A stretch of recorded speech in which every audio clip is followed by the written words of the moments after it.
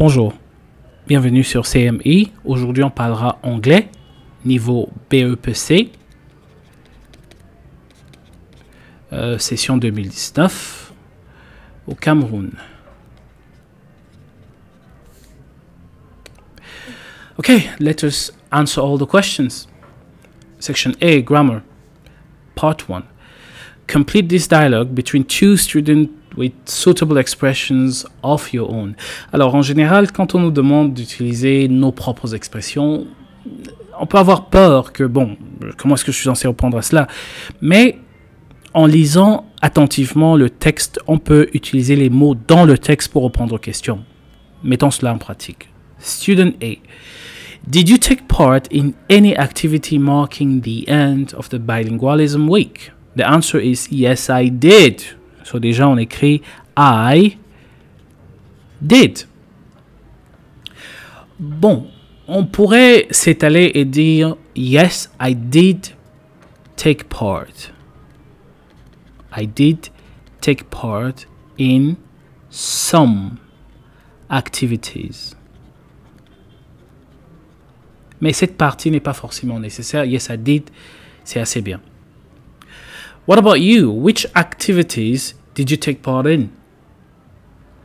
Oh, I'm sorry, I didn't take part in any because I can't speak English very well.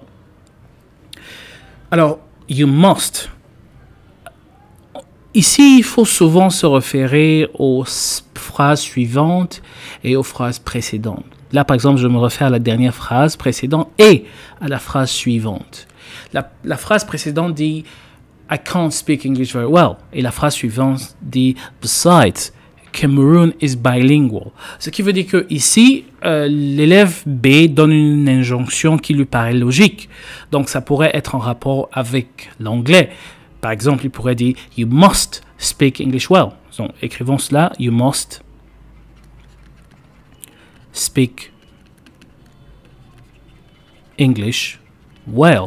Est-ce que c'est la seule possibilité? Non, bien évidemment. Il pourrait aussi lui dire you must improve your English. You must improve your English. Je vais abréger en anglais. Alors, je justifie ma réponse à cause de ce qui suit. Besides, Cameroon is bilingual. Donc, parce que le Cameroun est bilingue, il faut bien améliorer son anglais s'il n'est pas très bon ou alors parler bien anglais. On continue. So, which activities were carried out and which did you enjoy most? Let me repeat that. So, which activities were carried out and which did you enjoy most? Deux questions. Encore une fois, je lis la suite. But what I enjoyed the most, ce qui veut dire que j'ai la réponse à la deuxième partie de la question. Which did you enjoy most? Donc, je dois répondre à la première partie. Which activities were carried out? Donc, la question est posée au pluriel. Alors, on continue. But what I enjoyed the most was the colorful dress code of the students who acted the drama representing the 10 regions of Cameroon, thus illustrating the theme of the year. Le fait qu'ils disent what I enjoyed the most, ça veut dire qu'il y avait plus d'une activité, puisqu'il a dit enjoyed the most. Quand on utilise l'expression the most, on compare plus de deux choses. Donc, plus de deux choses, effectivement, 3 et plus. Donc, je pourrais répondre encore comme ici en disant many. Donc, à la question which activities were carried out, je pourrais simplement dire many. Ou je pourrais compléter en disant many activities were carried out. Donc, je vais mettre ici entre parenthèses many activities were carried out. Carried out.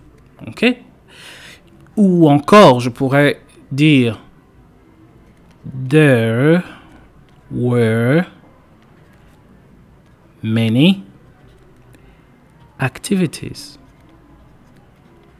Donc, 3 choix possibles. Many premier choix. Many activities were carried out, deuxième choix. Et there were many activities, troisième choix. OK? Continuons. Similar activities were also carried out in my school. Donc, je suppose que cette phrase est en rapport avec celle qui précède, puisqu'il a dit qu'il a eu cette activité représentant ou alors illustrant le thème de l'année. OK, j'aime bien. Similar activities were also carried out in my school. Et puis, il y a une question. What was the in your school? Parce que ici, j'ai was, the. Donc, je sais déjà que je dois avoir affaire à un nom singulier. Si c'était un nom pluriel, ça aurait été what were. Par exemple, si j'imaginais que la réponse était activities, j'aurais ici placé what were. Donc, ce n'est pas activities. Et si c'était activity, uniquement un, est-ce que c'est possible? Pour ça, je dois lire la réponse qui suit pour vérifier if my guess is correct. So, in my school, there was a sketch on cultural integration and another captivating one which was based on the protection of the environment. Déjà, j'ai plus d'une activité, donc ça ne peut pas être le mot activité. Mais quel mot venu du texte? Donc, je dois repartir plus haut. But what I enjoyed the most was the colorful dress code of the students who acted the drama. Okay, so can I say, what was the drama in your school? So, drama, let me check. In my school, there was a sketch, yeah? Drama, sketch, they're synonyms, so it's very possible. On cultural integration, and another captivating one, which was based on the protection of the environment. Okay.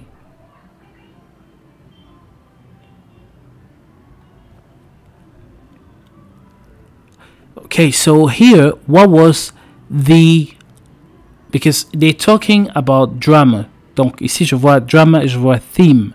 So, il est très possible de se dire, bon, ici on pourrait se dire, what was the drama in your school? What was the drama in your school? Puisqu'il a répondu, in my school, there was a sketch on cultural integration and another captivating one, which... Alors,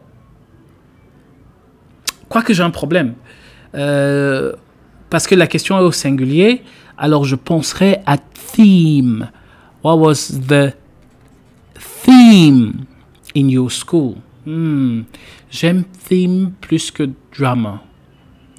Puisque si je dis what was the drama, je suis supposé avoir une seule réponse. Mais étant donné qu'on a plus d'un drama, donc drama n'est pas la réponse, mais plutôt, donc je refuse drama et je prends theme. So, what was the theme in your school? In my school, there was a sketch on cultural integration, first theme, and another captivating one which was based on protection of the environment, another theme. Okay. We were also educated on how to plant trees. Okay? So here we have, thank you. I will also do everything to protect my environment by planting trees. Ok, je dois être honnête et dire ce que je pense. Alors, même en ayant choisi theme, le fait qu'il y ait deux thèmes différents contradit ma réponse. Ce qui veut dire que je ne sais pas quoi choisir exactement. Donc, je laisse les deux réponses. Je reviens sur le fait que j'ai dit drama ne pouvait pas être la réponse. So, I would take it. Parce que même theme n'arrive pas à justifier la condition que j'ai choisie. OK? Donc, pour terminer, student A dit « Thank you. I will also do everything to protect my environment by planting trees. » And then, ici, on a la réponse « Goodbye, friend. » OK, celui-ci est facile parce que qu'est-ce que j'ai à dire à quelqu'un pour qu'il me réponde « Goodbye » Tout ce que j'ai à faire, c'est de lui dire « Goodbye. » And then he will answer me goodbye. Ou je pourrais dire see you later. See you later. Donc voilà plutôt intéressant pour la classe de troisième, BEPC. Alors, continuons avec la partie 2. Part 2. Choose the appropriate expression from those in the brackets to complete the sentences below. 1. A health center in Yaoundé for patients suffering from mental health problems is built. Oh no.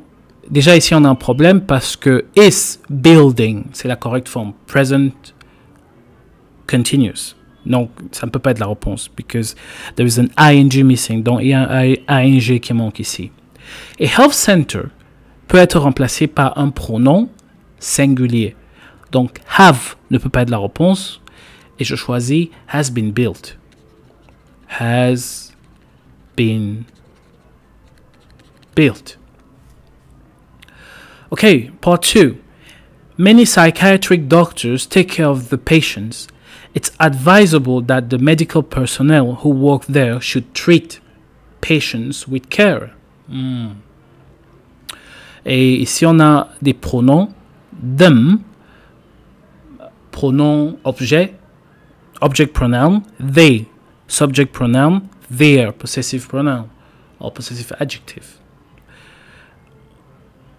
Okay, so let's see. En général, si on veut utiliser object pronoun them, we don't repeat. On ne répète pas le mot. Donc, si on veut placer them ici, on doit enlever patient. Donc, la réponse n'est pas correcte. Et si on veut utiliser they, parce qu'il est sujet, on a besoin d'un verbe à la suite. Ici, patience, c'est un nom, pas un verbe. Donc, notre réponse est their patients with care. Okay, number 3. Anyone who is caught maltreating patient should be punished. Patient, on a un, at. En anglais, un generally will go with vowel. Donc, un se met au début d'un mot qui commence par une voyelle, pas une consonne. Ici, on a une consonne, donc un ne peut pas être la réponse. At est une préposition de lieu, donc at is for preposition and patient is not a location. Ce n'est pas un endroit, donc on ne peut pas utiliser at. La bonne réponse donc est E. On continue. 4. In Douala, Mercy Ship, je supposais le nom d'une organisation, has helped Cameroonians to regain their health. Many, much, more than. Alors, on ne peut pas utiliser more than parce qu'on aurait besoin d'un nombre suivi de Cameroonian. Par exemple, in Douala, Mercy Ship has helped has helped more than 10,000 Cameroonians to regain their health, ce qui serait correct. Mais ici, on n'a pas un nombre ou un chiffre. Much. Much est utilisé évidemment pour les mots qui ne sont pas comptables, comme l'eau ou le sucre en poudre. Donc, much n'ira pas puisqu'on compte le nombre de Camerounais. Donc, la bonne réponse est many. Countable. Because Cameroonian is a countable noun, so many. Many Cameroonians to regain their health. 5. Children by mentally sick patients have a right to quality education. Okay, bring up. Dans le contexte d'éduquer et d'élever des personnes, on utilise en général brought up. Brought up, okay? For example, I can say I was brought up by both of my parents. Donc, et si vous avez fait attention, j'ai utilisé le mot was. I was brought up. Okay? I was brought up. Ici, have. Alors, un parent pourrait dire I have brought up 3 children. Donc, quand ici on parle de children, children have brought up. Non, les enfants n'élèvent pas les parents. Donc, déjà, have ne peut pas aller parce que c'est le parent qui peut utiliser have. OK? Par exemple, on pourrait dire my parents. Oh, this is tricky. Let me clean that up. My parents have brought me up well. OK? Donc, ici, je dis I was brought up by my parents. Or my parents have brought me up well. Donc, ici, children by mentally sick parents. À cause de cette justification, déjà, j'ai expliqué pourquoi. Oh, bring up veut dire mentionner quelque chose. To mention something. Donc, ici, ça n'a pas le sens d'élever ou d'éduquer. Et have, ce serait des parents. Mais parce que, donc, have ne peut pas être la réponse. La réponse, donc, est brought up. So, children brought up by mentally sick patients have a right to quality education. OK, continuons. Vocabulary. Part 1. Fill in the gaps with appropriate words chosen from those in the box so that the complete passage makes sense.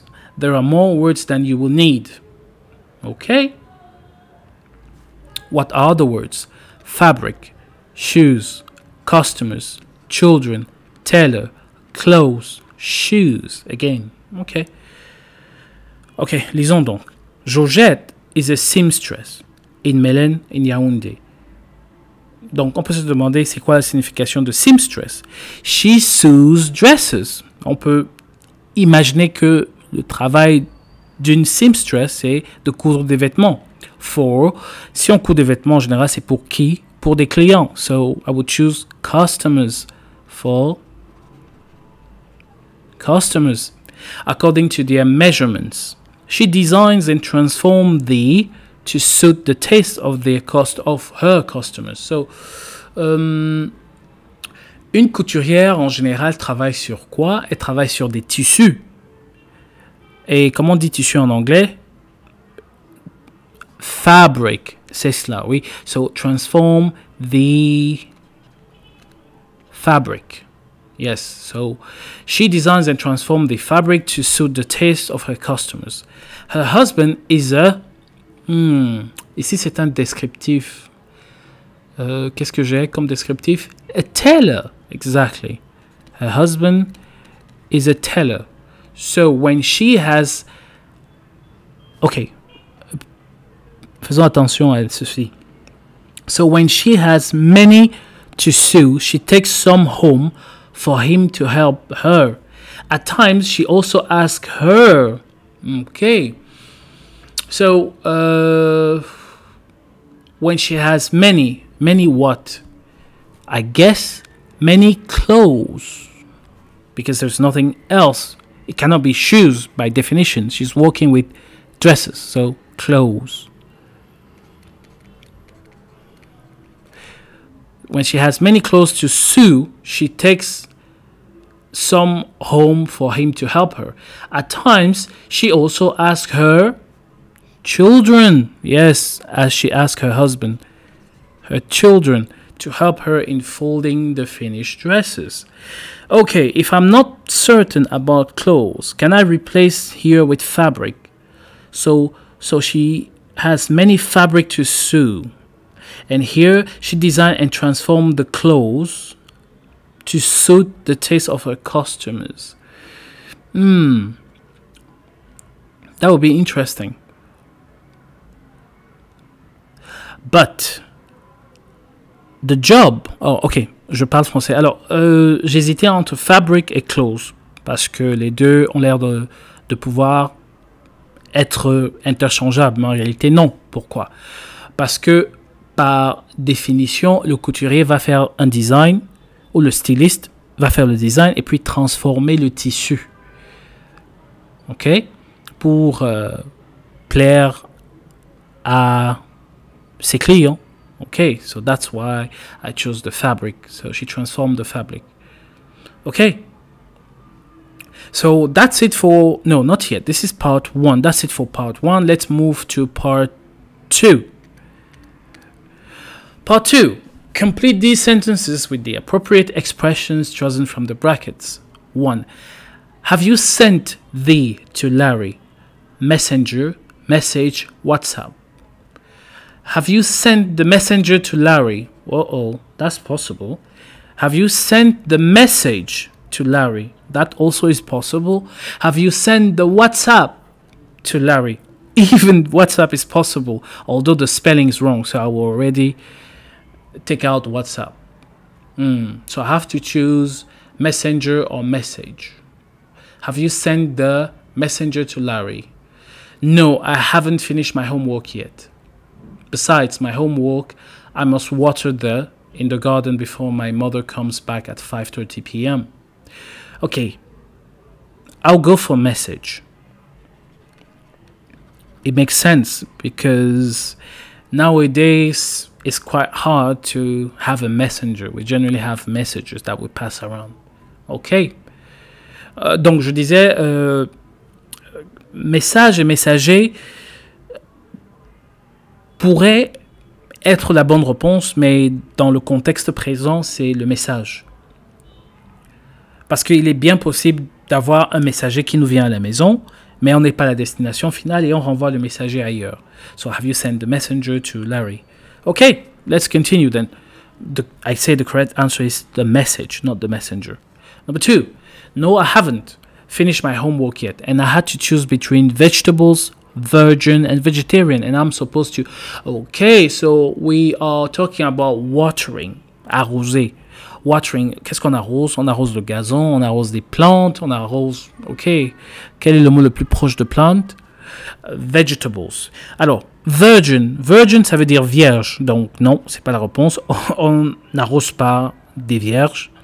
Vegetarian, encore une fois, c'est une personne, on n'arrose pas des végétariens, mais on arrose des végétaux. So, vegetables. 3. My mother eats a lot of vegetables, and so if I don't water them, she will beat me. Fruit as, grass, fruit. Normalement, parce qu'on a vegetables, ici, on devrait avoir vegetable and fruits. Mais je n'ai pas fruit. J'ai fruitas, j'ai grass, j'ai fruit. Donc, par défaut, je prendrai fruit. Puisqu'il n'y a pas S, donc j'écrirai fruit. OK? Let's continue. 4. It's important... Ah, OK. Donc, pourquoi choisir fruit déjà? Parce que grass, ça veut dire le gazon. Aux dernières nouvelles, on ne mange pas de gazon. Fruit as, I don't know. Je ne sais pas trop. So, fruit. La raison pour laquelle je choisis fruit. OK. 4. It is important to eat them because they contain vitamins and... En général, après vitamines, on a minéraux.